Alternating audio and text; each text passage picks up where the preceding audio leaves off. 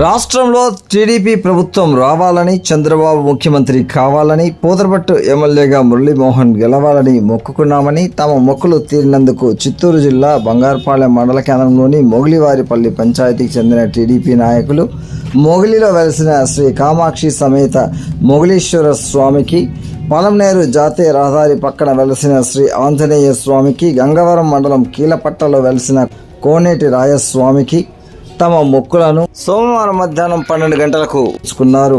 ఈ సందర్భంగా 3 దేవాలయాల్లో ప్రత్యేక పూజలు నిర్వహించి 101 టెంకాయలు కొట్టి మొక్కులు తెచ్చుకున్నారు.